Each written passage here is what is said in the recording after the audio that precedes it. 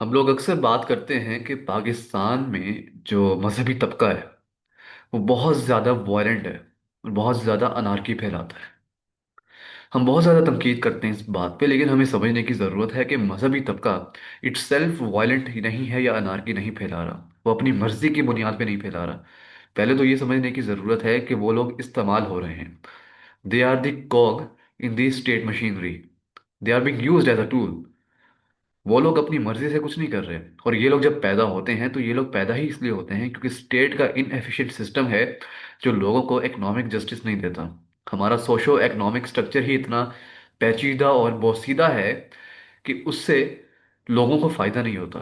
लोग वो अचीव नहीं कर पाते एम्बिशंस को अपने, जो वो हासिल करना चाहते हैं।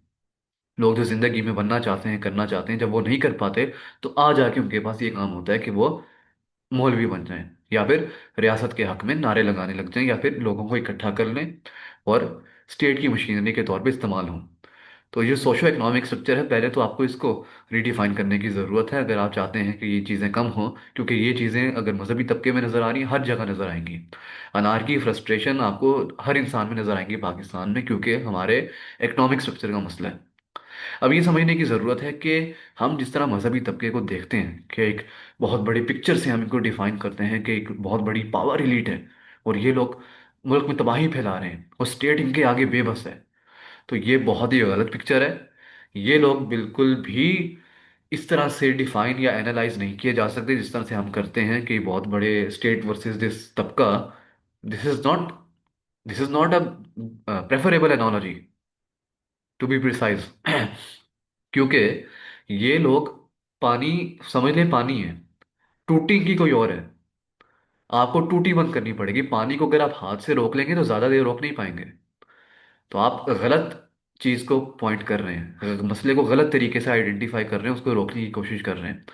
अगर इसको मिटिगेट करना है तो आपको रूट कॉज पे जाना होगा कि ये लोग आ कहाँ से रहे हैं, इनको कंट्रोल कौन कर रहा है। ऐसा नहीं कि हमारे यहाँ बड़ा पैशनेट कोई फॉलोइंग है जी, हमारे मज़हब का बहुत बड़ा हमें जज्बा है कि हम जिहाद करेंगे, हम ये चीज़ें करेंगे, वो करेंगे। ऐसा कुछ भी नहीं है। ठीक है, आप अफगान तालिबान को देख लें। अफगान तालिबान का स्ट्रेटेजिक इंटरेस्ट था इंडिया के साथ, वो लोग इंडिया के साथ मिल गए हैं। तो ये चीज़ें समझने की ज़रूरत है कि ऐसा दुनिया में कहीं भी जज्बात से कुछ नहीं होता। हमारे यहाँ भी सॉरी सॉरी सॉरी, तबीयत थोड़ी सी ख़राब है लेकिन बात कर रहा हूँ मैं क्योंकि बात करना ज़रूरी है।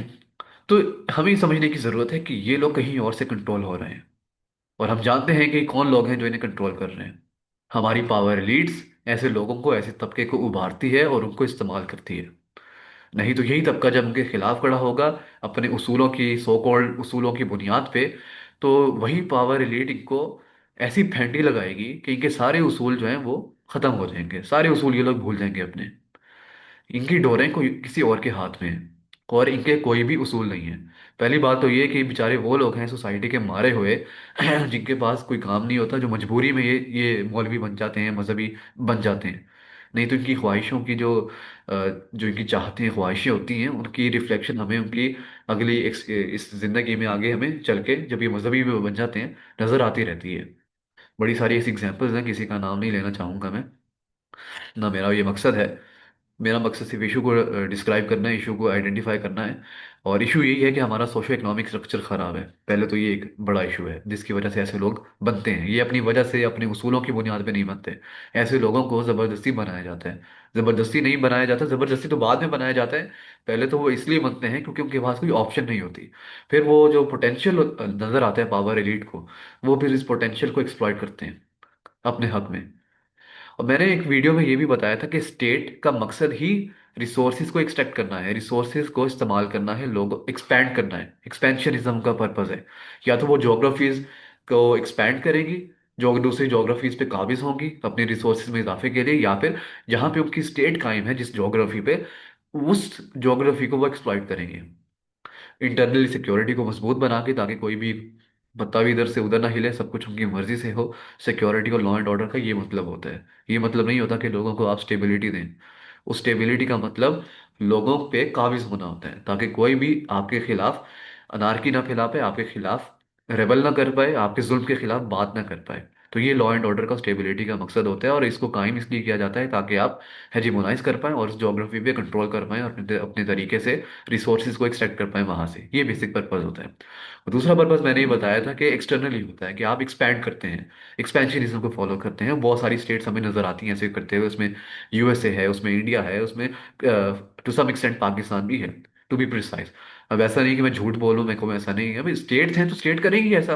आप जिस स्टेट में रह रहे हैं आप सपोर्ट करें उसको, उसकी एक्सपेंशनिज्म को, क्योंकि आपके हक में है, क्योंकि आप उस स्टेट में रह रहे हैं, क्योंकि आपके पास कोई और ऑप्शन नहीं है। तो सीधी सीधी बात करें, आप ना खिलाफ बात करें स्टेट के, ना हक में बात करें, आप वो बात करें जो बात है।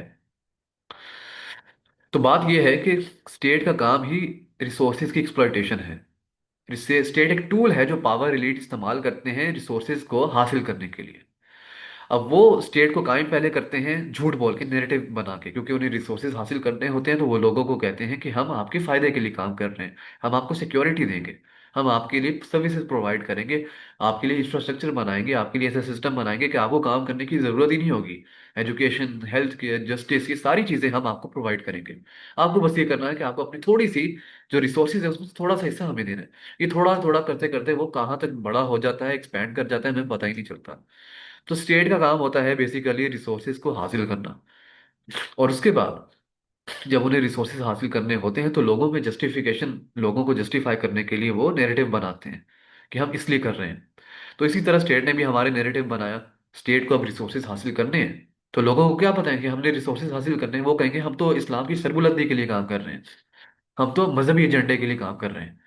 जबकि सच सबको पता है कि ये जियोपॉलिटिकल एडवांटेज के लिए कर रहे हैं, स्ट्रैटेजिक एडवांटेज के लिए कर रहे हैं। स्टेट का काम ही यही है। दुनिया की सारी स्टेट का यही काम है, तो पाकिस्तानी स्टेट कैसे अलग हो सकती है? स्टेट का बेसिकली पर्पज ही, स्टेट इंस्टीट्यूशन का मकसद ही एक्सपेंशन है। वो ऐसे टूल से बना है, स्टेट स्टेट बना है ऐसे इंस्टीट्यूशन से, ऐसे उसूलों पे, जिसका अल्टीमेट मकसद ही एक्सपेंशनिज्म है। पाकिस्तान की state is no exception then other states in the world. चाहे यूएसए हो, इंडिया हो, तो पाकिस्तान कोई अलग नहीं है। और हमें नजर आ रहा है कि पाकिस्तान की वही एम्बिशंस हैं, मोटिव्स हैं जो बाकी स्टेट्स के हैं, और इसमें कुछ गलत नहीं है।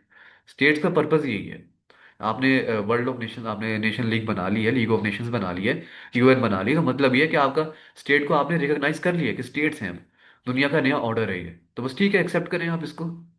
लेकिन ये नहीं कह सकते कि स्टेट का मकसद ही बड़ा मजहबी एजेंडे को पूरा करना है, एक कौम की सरबुलंदी के लिए काम करना है। स्टेट का मकसद सिर्फ अपने रिसोर्सेज को इस्तेमाल करना है, रिसोर्सेज को बढ़ाना है। चाहे वो एक्सपेंशनिज्म से बढ़ाए, चाहे वो लोकल पॉपुलेशन को जुल्म उन पे करके अपने रिसोर्सेज को बढ़ाए और स्टेबिलिटी को, सो कॉल्ड स्टेबिलिटी को वहां पर कायम करें। तो ये स्टेट का पर्पस है। सॉरी। तो हमारी भी state is no exception in any other state in the world. अब हमारी स्टेट नैरेटिव बनाती है, और कॉमन है ये चीज़। हमारी स्टेट को रिसोर्सेज बढ़ाने, उन्होंने अफगानिस्तान हासिल करना था, कश्मीर हासिल करना था, उन्होंने इस्लाम का इस्तेमाल किया। और कहीं भी जो भी उनका जियोपॉलिटिकल एडवांटेज है उसको कहीं ना कहीं वो इस्लाम के थ्रू एक्सप्लॉइट करेंगे, इस्लाम को वो यूज़ करेंगे। हमारे यहाँ पॉलिटिकल इस्लाम का कंपोनेंट बहुत ज़्यादा जो है वो इफेक्टिव है। कश्मीर को हासिल करना, इस्लाम का नाम इस्तेमाल करेंगे, जबकि सच ये है कि आपको कश्मीर के रिसोर्सेज हासिल करने हैं। आपकी कश्मीर की आवाम आपको बता रही है, आपके लोकल लोग, भाई पंजाब के लोग यार, उनके पास कुछ नहीं है। आप लोग, यानी कि मुझे समझ नहीं आती है, बलोचिस्तान, ये केपी के गिलगित वगैरह के लोग कहते हैं कि पंजाब जुल्म कर रहा है। अरे भाई, पंजाब की पावर एलीट, एक टाइनी एलीट है, वो जुल्म कर रही है। वो टाइनी एलीट सिंध में भी है, वो बलोचिस्तान में भी है, वो केपी के में भी है। हर जगह जो गरीब आम बंदा है वो पिस रहा है। सिर्फ इतनी सी बात है। पंजाब में भी कोई, हर कोई बंदा याश नहीं है, हर कोई बंदा नहीं एक्सप्लॉइट कर रहा है बलोचिस्तान को, गिलगित को, हर जगह किसी भी जगह को। पंजाब के लोग भी पिस रहे हैं। वो पावर एलीट, एक टाइनी एलीट है जो स्टेट को इस्तेमाल कर रही है हर जगह अपने रिसोर्सेज को बढ़ाने के लिए। अब उन्हें कश्मीर भी चाहिए, उन्हें अफगानिस्तान भी चाहिए था, या नहीं भी चाहिए था तो अफगानिस्तान में कंट्रोल वो इसलिए चाहते थे क्योंकि जियो पॉलिटिकल एडवांटेज था।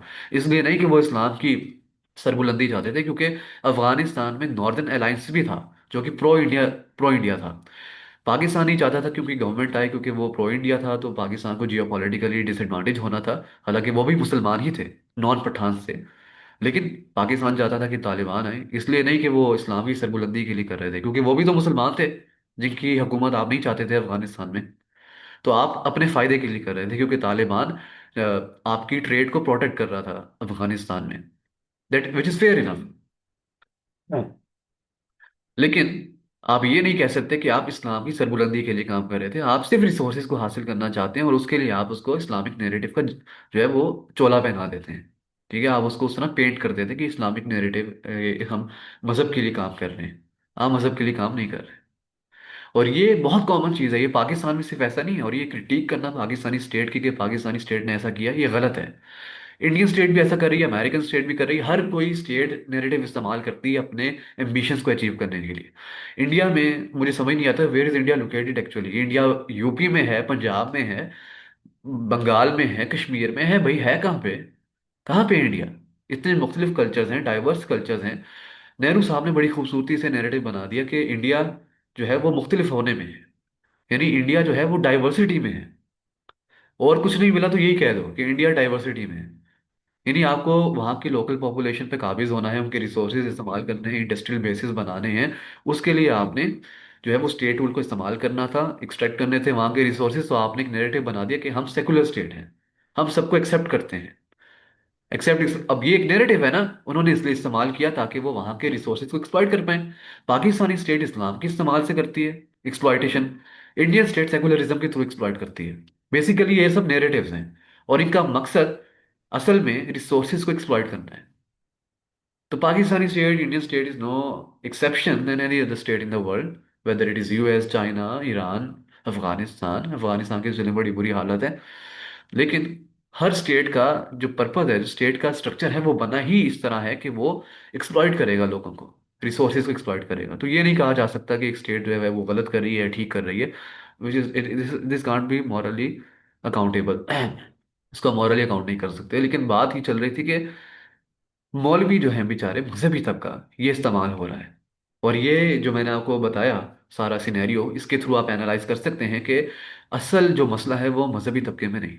मजहबी तबका पैदा ही तब होता है जब आपका इकोनॉमिक स्ट्रक्चर खराब है, और फिर उसको एक्सप्लॉइट तब किया जाता है जब स्टेट को अपने एम्बिशंस को अचीव करना होता है। तो पावर एलिट्स हमारी हैं, मसला वहां पे लाई करता है। और उन्होंने मजहबी तबके के थ्रू नहीं, तुमको जो कोई अच्छा नैरेटिव मिल जाएगा तो वो उसको उस तरह इस्तेमाल करेंगे, लेकिन वो इस्तेमाल जरूर करेंगे। तो problem doesn't lie in this मजहबी तबका, but the problem lies in the use of power by the power elites of Pakistani state. This is the real issue.